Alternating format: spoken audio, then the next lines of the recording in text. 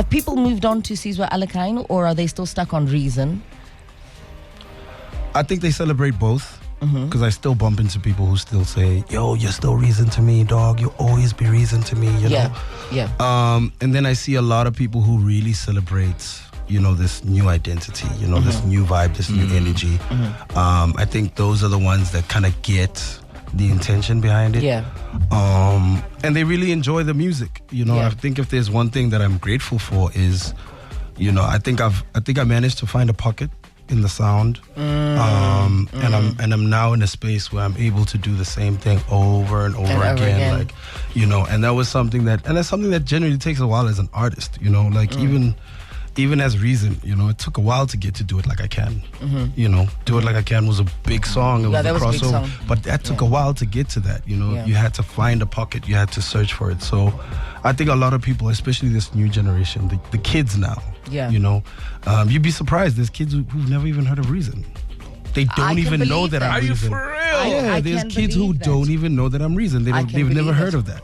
They know me as They have Sizwe no Alakine. reason to know. They'll talk to their mom and say, Mom, do you know this guy? And the mom will say, Reason. They say, no, man, this is Sizwe Alakine. I can believe that. So he's in his own lane right now. Speaking of lanes, we're heading to traffic with Phendula. His name is Reason on this one, Do It Like I Can. As he sits in studio with us, he is Sizwe Alakine.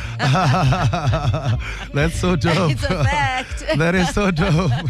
His name is Reason on this one, right? But right next to us, he's definitely Sizwe Alakine. Did you feel like your career needed breathing new life into it? Because I mean, we've seen the trend, right? We've seen Puff Daddy go from Puff Daddy to P Diddy to Diddy, Kanye West to Yeezy, Ye.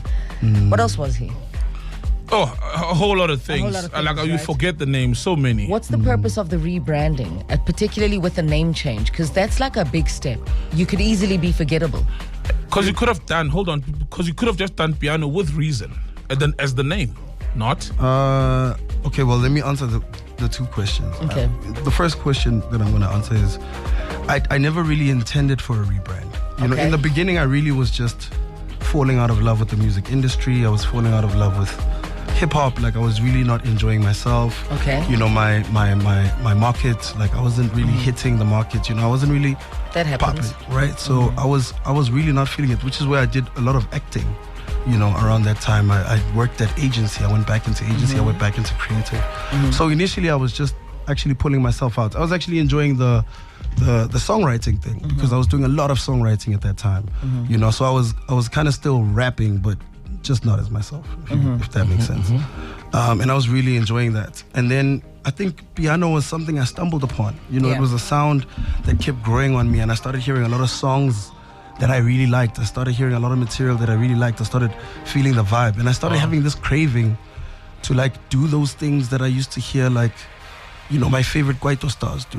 You know what I mean? Like, you know, and because my favorite Kwaito stars were like the intricate rappers. Like, it was your Kabelos. You know what I mean? It was Bricks. You know, it was Zola. You know, it was those guys, Makesh. You know what I mean? It wasn't just the easy guys. It wasn't just and there's vibes. You know, there's a part of Kwaito that's just vibes. You know, you're just repeating the same thing over and over again. But 100%. I like the other vibes, and that's the part of me that it kind of tapped into. And to answer your question, going back into that, in the beginning, I really wanted to make this thing about how this time I really want to make it about myself, like my true self. Because I feel like Reason was something I built around the fundamentals of hip-hop. You know, the things that we learn when we grow up. You know, what's real hip-hop, what's not real hip-hop, what's commercial. Is that what's argument even worth it? Is it worth even having? Because a lot of people argue around, you're a real rapper, you're not a real rapper, this is a real sound, da-da-da-da. I mean, it's music at the end of the day, isn't it? So what is it about the culture that makes it also political? It is. It's so funny that what I've come to realize is nowadays, yes, that thing still is a chat. Everybody's like, dog, you're a real rapper. Like, this is not rap. This is not what, you know. But what confuses me is that the energy only happens with this sound, you know. It seems like hip-hop in general has been, or people in hip-hop have been comfortable exploring R&B, exploring Kwaito, exploring Afrobeats, exploring even house music, exploring pop music. We've explored everything. Like if you look at what Drake has done, you know, he's explored so many different sounds. Nicki Minaj, different sounds. Kanye West, different sounds. It's always been okay. But for some strange reason, this time around, this one is a big debate. Like if you are trying out this sound and you're a hip hop guy, it's like you're betraying it's the game music. or something, which is very which is the part that I don't understand really. Where I'm like, you know, then you have to ask yourself, are you just a rapper or are you a musician? You know, because that's what really drove me to say, actually, I've got nothing to lose. Yeah. You know, if I do this and I do this really well, that's all that's gonna stay. You know, that's all people are gonna see. People are just gonna hear good songs and we're just gonna keep it moving. Who's made you more money, Reason or Sizwe Alakine? Sizwe Alakine is still a new artist. But in this span, and the eras are not the same. Yo, man, Reason made a lot of money. Reason made his money. Reason made his money, dog. Wow. Reason made his money from so many different things. You know, you have to understand at that time I was fresh from advertising, so the creative mind was really amazing. You know, when it comes to the corporate stuff I was doing, the deals that I was getting. I was like the token white people's rapper at some point. You know what I mean? When white people needed a rapper, they called me at some point, dog. You were the blue-eyed boy. Because everybody was too hard. Everybody was just too hard. I had this amazing English, this good presentation skills, and you know, great conversation. So I think I landed in those spots for a while. You know, which is why I think I did the Opi Copies early. I did the Rock and the Daisies early. I did those crossover festivals early. Do It Like I Can really bridge that gap. It did. But when white people see a Sizwe Alakine, they lock their car doors, yeah?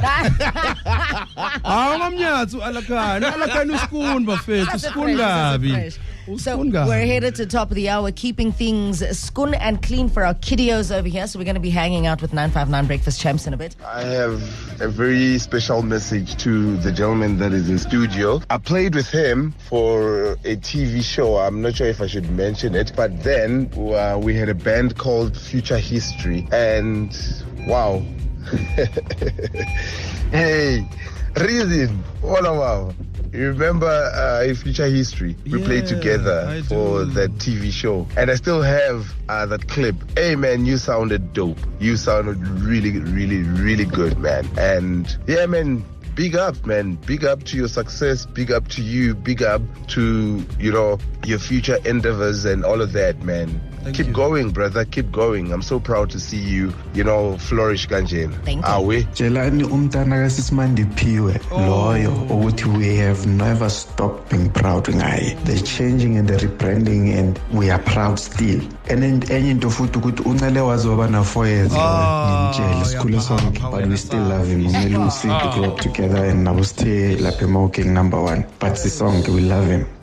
Hey, what up? It's your boy Sizwe Alakine, Mr. Sakramami Ashkarine, aka Reason, and I am starting my day on 959 Breakfast with Dineo and Saul.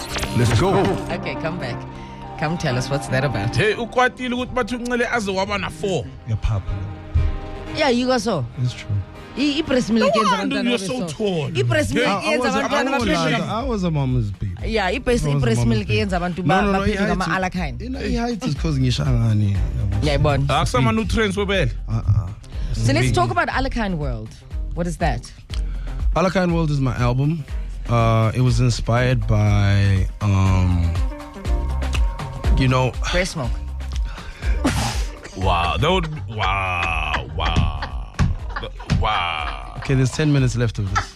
Milky World. I think I'll survive. Let's just laugh for 30 There's minutes. 10 minutes 30 seconds. 30 10 seconds. minutes of Okay. this left. No. We're doing it. I in my head, you know, I remember I used to have this thing in my head where I was like, you know, when you listen to a lot of piano songs, you would think like South Africa is a really happy place. You know, we're all very joyful. Every song is just good times, good vibes, good energy, you know. Yeah. And you know, part of this storytelling thing that I wanted to do, part of this poetry thing that I wanted to, you know, inject in how I do the music had a lot to do with telling the other side, you know, because it was those songs for me that really pulled me, you know. When I heard Abonana Tula, you know, those were the songs that really, really touched me when I was listening to piano. You know, they weren't happy songs, they were songs that were talking about real life. You know,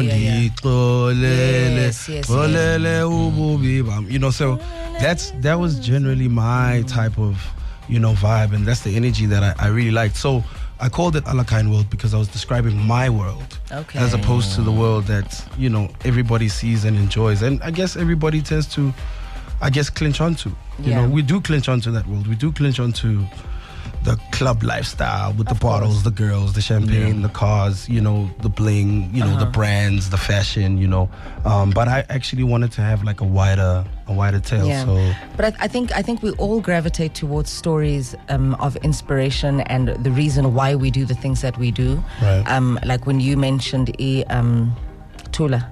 Yeah, Nana Tula. That song touched me because. I mean, there's no gender attached to it. There's just passion and drive for why we do the things that we do and the people that we're providing this world and this life for. Right. So it's dope to know that you're about that. Also, what's very dope to know is that you're about the kids.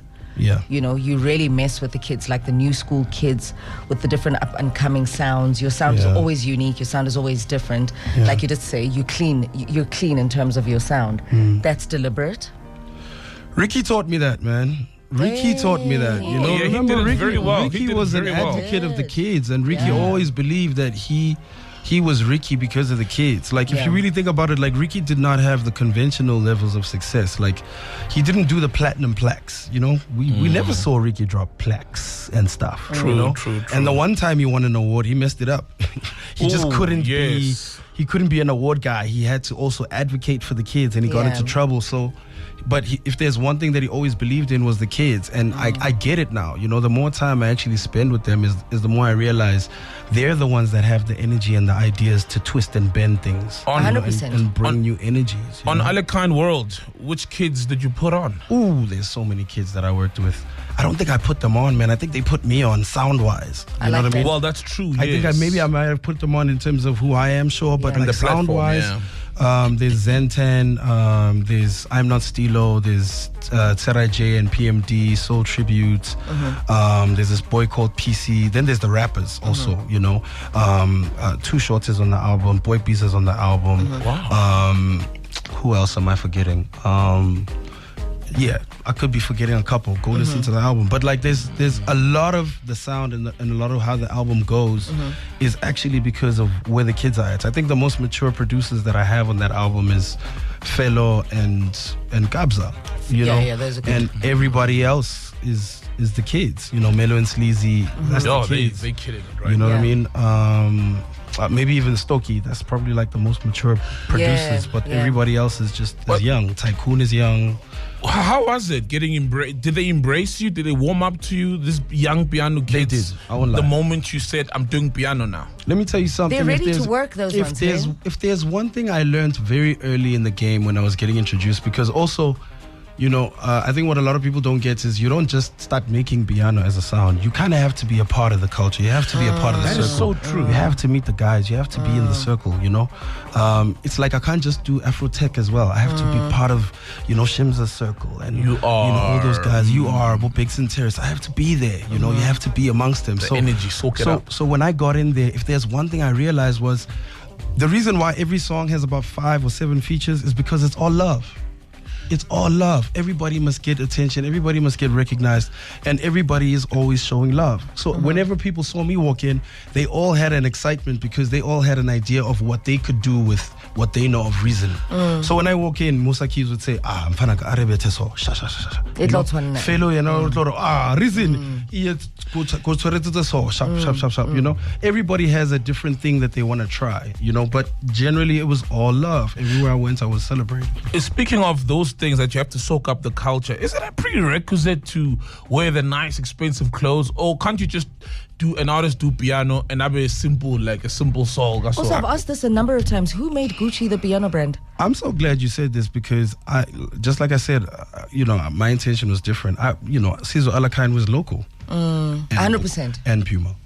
Oh yes, I saw that. Yes, pink you know what I mean? But outfit I generally prefer to wear local. Only because I think, part of me was thinking, when I look at artists, and this is not to dog, I think just to answer your question, it comes from man, in the back of our heads, we all have an identity of what success looks like. We all have things that we want to attain when we get that money. Gucci is just one of them, man. If you're from the hood and you always wanted to make money, Gucci is something that you want to have. Driving a BMW is something you always wanted to do, or maybe a Golf 7. These are brands and things that everybody from the hood has always wanted to attain to, and to touch. Yeah. But I found I wanted to disconnect from that because I felt like every time I was looking like pictures of guys, I wouldn't see a South African. I'd say a lot of the times I see a hip hop artist or a rapper. It's like sometimes you'll take the picture of a club here in South Africa and say, where does this look like we are? And it won't feel like. Remember with Kwaito, dog. Kwaito was South African. Kwaito artist was South African, branded. The attire you'd see, this is a South African. The cars you'd see, this is a South African. The lingo, they were very much in their own zone. And right now I think because of the internet and because we're blending with the rest of the world and we're also international, we've kind of subscribed to those successes. You're entrepreneurial as well. I know you're not just about the music. Yes, ma'am. What else are you doing outside of the music? What else is keeping you busy? I call myself a culture specialist. Nice. In the advertising world. Yeah, culture specialist is a person who bridges the gap between advertising agencies and the culture. Because we're so different and we're so far apart, there's always got to be an agent or an individual that understands both worlds and knows how to speak both languages. I think we both need each other, especially in the world of social media. 100%. The culture really has the people. There's no brand out there that can claim to have more people than the culture. What people wear, what people say, how people speak. The culture invented. The culture invented welele. True. Yeah, the culture decides what Savannah is to us.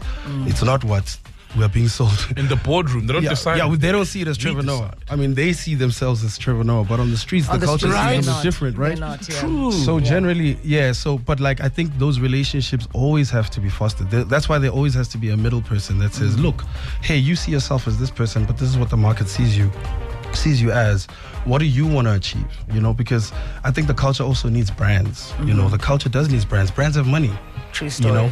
There's so many talented kids right now that could do so much for brands. Like just look at how they can invent a dance and then the dance goes viral. They can do that for so many brands. They can make things go viral for so many brands. If a group of kids decide this is the car we're driving, they'll buy your car, dog. 100%. But you also have to acknowledge that the culture works differently. You don't just put money and then they do it, These kids are different. They're passionate about creativity. They're passionate about creating. They're also very pure, which is why everything they do is just against the standards. Songs don't get mastered now. Hey, bro, they just get mixed and sent. It's too low. But my rasi sharp. Well, they're different. These ones, they're definitely a different. Who said it's not mastered? Yeah. So they're in their own lane in every industry: film, music, TV. Look at the skits on the internet. They're more entertaining sometimes than some of the TV shows. So that's true. That's why I follow these guys. But I think we have experience. 100%. This is where the relationship becomes very important. Their creativity and a bit of experience. We can go a long way. Well, thank you for starting your day on 959. He's not just Sizwe Alakine, or formerly known as Reason. He's a culture specialist, the one who bridges the gap between advertisers and what is happening on the streets, the end user, the consumer. 7:32, time for us to go to the news desk. We're going to be playing some of your music in the second half of this hour. Can't wait. Excited about it. Finally. Now we're no longer playing Reason. Now we're going to be playing Sizwe Alakine. You sound like the boy who said, after There he goes. He started his day on 959, as did you.